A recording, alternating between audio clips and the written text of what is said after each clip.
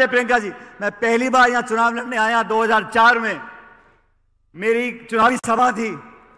सोनिया गांधी जी विशेष रूप से यहाँ पर आई थी। दौसा कॉलेज में हमारी सभा थी। उनकी सभा से जो आशीर्वाद हमको मिला, मुझको मिला, मैं मात्र 26 साल की उम्र में यहाँ से सांसद बन, क्योंकि दौसा की पहचान आज देश भर में कांग्रेस के एक मजबूत गढ़ के नाम से हो गई है। जब दिक्कत का समय आया, अच्छे समय में, खुशियों में सब शामिल होते हैं, लेकिन दुख, परेशानी, कठिनाई में सिर्फ अपने शामिल होते हैं। और यहाँ का जो संबंध है इस मिट्टी का, यहाँ के लोगों का, वो इस जीवन में तो टूटने वाला नहीं है और मैं तो अगले में नहीं टूटने दूंगा। मैं आपको में नफरत के बाजार में मोहब्बत की दुकान खोलनी है। अब तो मोहब्बत की चर्चा कल भी हो गई, आज भी हम लोग कर रहे हैं। मोहब्बत आपस में जोड़नी है।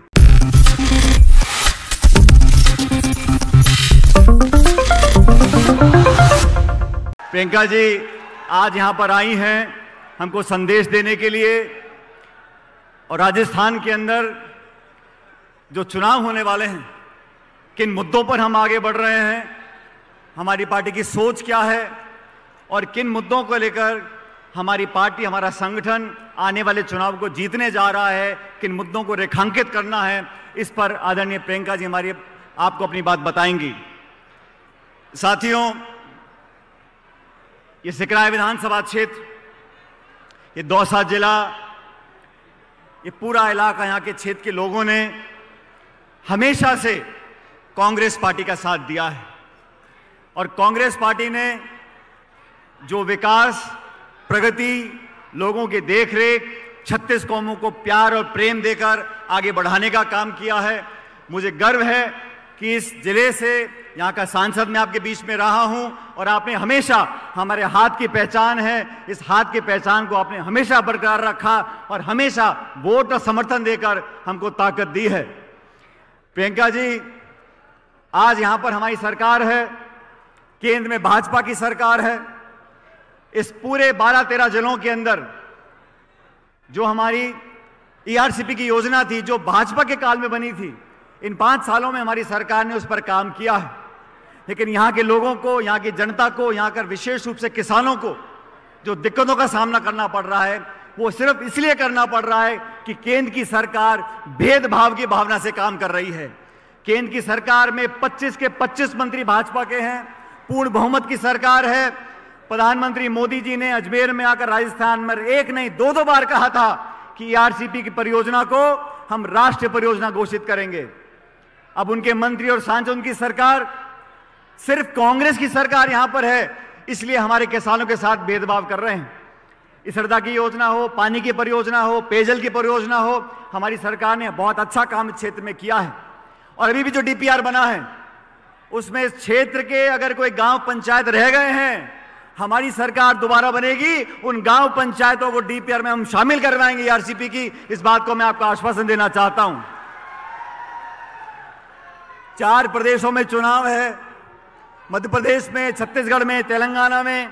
अभी प्रियंका जी और आदरणीय राहुल गांधी जी तेलंगाना में थे एक दिन पहले। वहां पर सब लोग मान चुके हैं कि कांग्रेस की लहर चल रही है।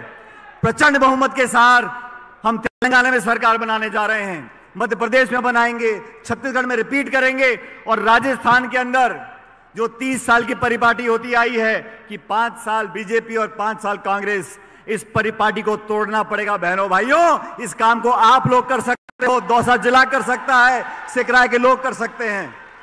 और आप लोगों पर मैं ऐसा मानता हूं कि मेरा एक विशेष अधिकार है। इस क्षेत्र के लोगों ने, इस जिले के लोगों ने, हर कौम, बिरादरी, धर्म के लोगों ने हमेशा हमको विशेष आशीर्वाद दिया है। स्वर्गीय पायलट साहब यहां से 5-6 बार सांसद रहे, रमा जी नहीं, मैं भी यहां पर आपका बीच सांसद रहा। और मुझे याद है प्रियंका जी, मैं पहली बार यहां चुनाव लड़ने आया 2004 में। मेरी चुनावी सभा थी। सोनिया गांधी जी विशेष रूप से यहां पर आई थी। दौसा कॉलेज में हमारी सभा थी। उनकी सभा से जो आशीर्वाद हमको मिला, मुझको मिला, मैं मात्र 26 साल की उम्र में यहां से सांसद बनकर गया था। मैं आज इस मौके पर सोनिया जी का भी और क्षेत्र की जनता का बहुत धन्यवाद करना चाहता हूं, क्योंकि दौसा की पहचान आज देश भर में कांग्रेस के एक मजबूत गढ़ के नाम से हो गई है। और आप लोगों का श्रेय जाता है, इसलिए आपकी जिम्मेदारी बढ़ गई है, आपका दायित्व बढ़ गया है। पूरा देश देख रहा है कि राजस्थान की जनता किस करवट बदलेगी। जब मुश्किल समय आता है, आप लोगों ने मुझे और हम सबको आशीर्वाद दिया, प्यार दिया। जब दिक्कत का समय आया, अच्छे समय में, खुशियों में सब शामिल होते हैं, लेकिन दुख, परेशानी, कठिनाई में सिर्फ अपने शामिल होते हैं। और यहाँ का जो संबंध है इस मिट्टी का, यहाँ के लोगों का, वो इस जीवन में तो टूटने वाला नहीं है और मैं तो अगले में नहीं टूटने दूंगा, मैं आपको वादा कर जाता हूं। और आज प्रियंका जी हमारे बीच में आई हैं, राहुल गांधी जी हमारे बीच में यात्रा कर गए थे। इस क्षेत्र की जनता ने हमेशा कांग्रेस पार्टी को मदद करी है, ताकत दी है। हम लोगों ने बढ़िया काम किया है। आपके बीच में जो विकास हुआ है, हमारे मंत्री, जिले के 2-2, 3-3 मंत्री हैं, विधायक हैं, सबने मिलकर आपका विकास किया है।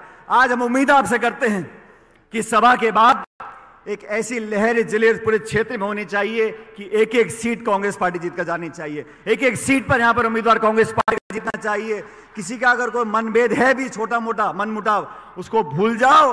और जैसा राहुल गांधी जी बोल रहे हैं, नफरत की दुकान में, नफरत के बाजार में मोहब्बत की दुकान खोलनी है।